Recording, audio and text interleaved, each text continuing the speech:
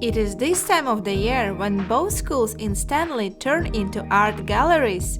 Little IJS artists express their creativity in all imaginable ways, from clay sculptures to wildlife paintings, and show their artistic vision on everything from under the sea world to the colorful sky.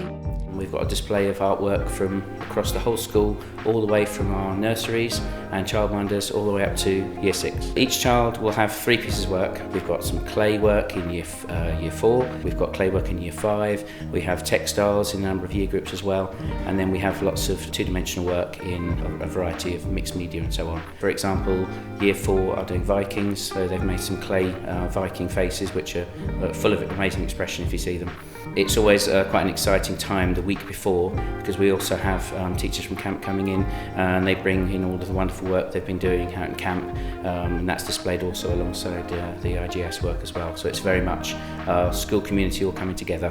There's so many really good pieces, such a range of variety of work represented, particularly for those children that aren't wholly academic, so it gives them an opportunity to explore a different something else for them to actually have a great success in as well. So, and it's got a really nice feel, really nice community feel. It's an incredible experience for children, this young, to actually be effectively representing their work in an exhibition.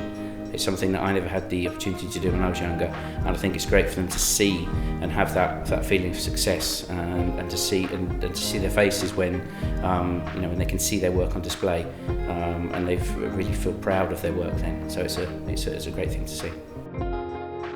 Young talents from FICS did not lag behind.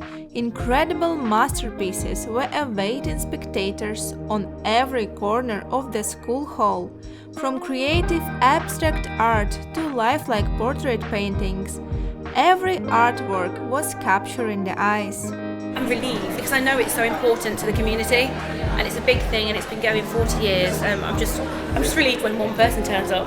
That's fine. When the doors open and people turn up, I'm happy. It's always different, and I try to make it different. I try to change the project, so I try to change the themes. So I try every year to put, some of it will be the same because the kids love the projects, like the shadow boxes at the end. I've done them every year, but the kids love them.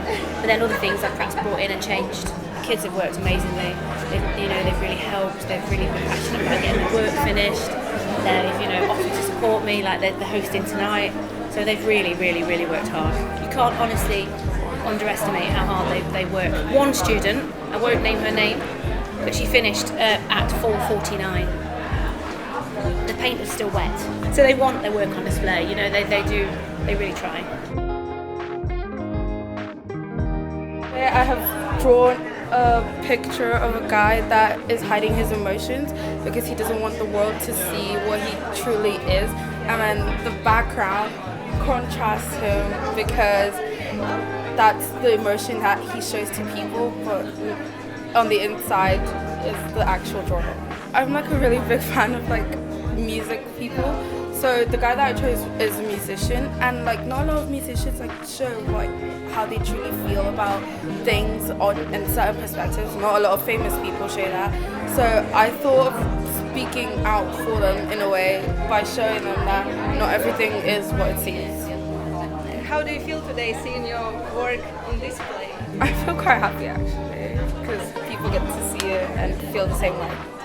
The Susan Whitley Art Exhibition is not only a pleasant experience for art fanatics, but also the important commemoration event for the Falkland Islands community. It's embedded in the community kind of calendar. It's evolved over the years, it's changed, but essentially it's to commemorate this teacher who unfortunately passed away, and it's just really important to keep that memory alive.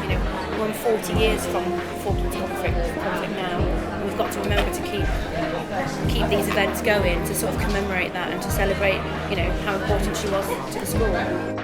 The art exhibition was a great success, with both schools being packed with spectators. So let's see how many talented artists will display their masterpieces next year.